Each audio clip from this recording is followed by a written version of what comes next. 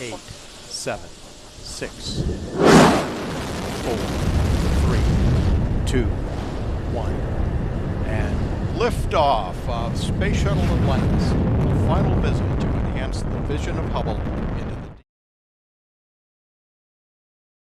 Tout commence à la fin des années 60. La NASA prépare les missions spatiales habitées. Le défi est immense. Dans l'espace, une intoxication alimentaire peut être fatale pour la mission. Il fallait donc une nourriture absolument sûre, avec un risque zéro. Pour relever ce défi, la NASA ne pouvait pas agir seule. Elle s'est associée au laboratoire de l'armée américaine, Natick Labs, pour leur expertise logistique.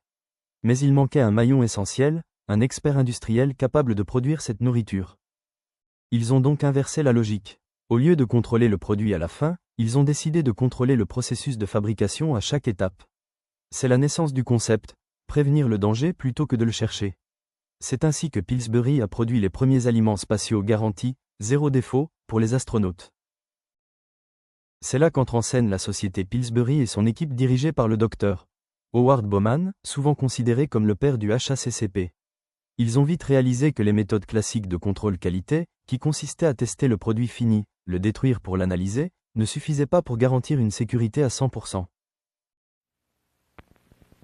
Today, the United States is engaged in a gigantic effort to send men to the moon. For this effort, Pillsbury has developed many special foods. Here is the first one to be made available to the public, Space Food Sticks.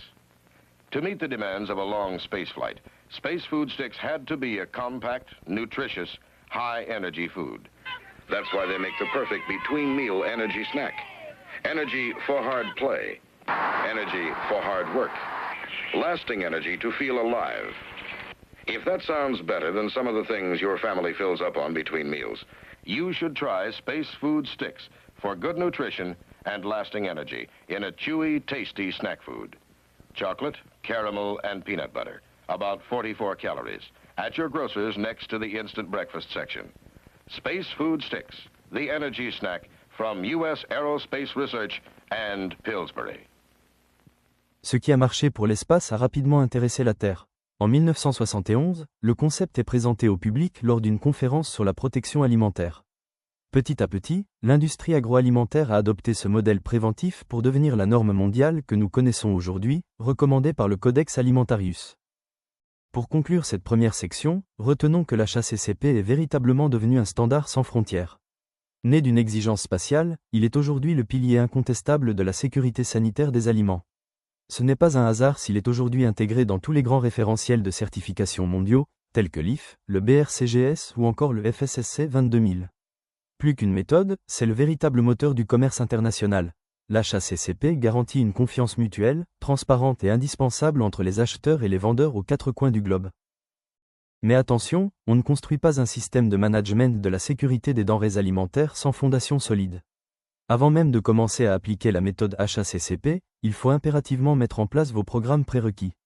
Ces programmes englobent les bonnes pratiques d'hygiène, les principes du Codex Alimentarius, et exigent le respect strict des exigences réglementaires établies par les autorités compétentes, en veillant toujours à s'appuyer sur les versions normatives les plus récentes. Enfin, il ne suffit pas de les documenter. La vérification de l'opérationnalité de ces prérequis sur le terrain est la condition sine qua non pour que votre futur système HACCP soit efficace. Nos fondations sont validées, bienvenue dans la section 2, structure et application du système HACCP. Dans cette étape, nous allons entrer dans la mécanique de la méthode. Pour que ce soit parfaitement clair, nous avons divisé ce chapitre en 4 parties. Nous commencerons par le cœur du réacteur, les 7 principes du HACCP. Nous verrons ensuite les orientations générales pour les appliquer. Puis, nous traduirons cette théorie en pratique avec la méthode des 12 étapes d'application. Et pour finir, nous ferons une étude de cas, car n'oublions jamais, le HACCP n'est pas un système rigide, il trouve toute sa force dans son adaptabilité à la réalité de chaque entreprise. Ces principes constituent l'ADN de la méthode. Ils permettent d'identifier, d'évaluer et de maîtriser les dangers significatifs au regard de la sécurité des aliments. L'HACCP n'est pas une simple checklist, c'est un système vivant et intelligent.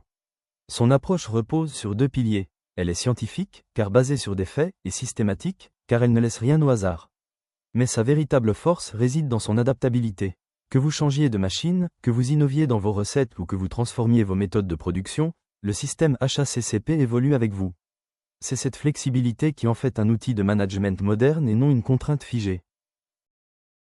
Du champ jusqu'à la fourchette du consommateur, la vigilance doit être totale. L'HACCP s'applique à chaque maillon de la chaîne alimentaire.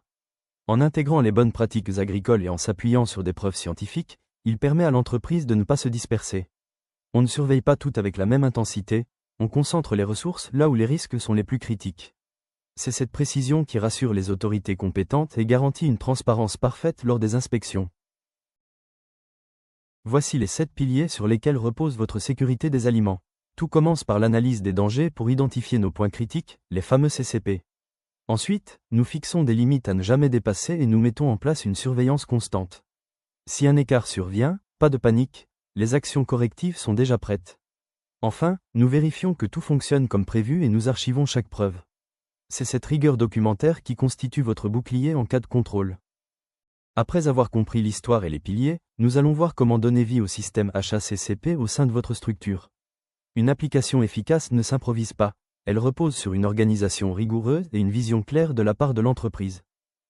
Pour qu'un système HACCP soit réellement efficace, il ne suffit pas de l'écrire. Tout commence par l'engagement de la direction.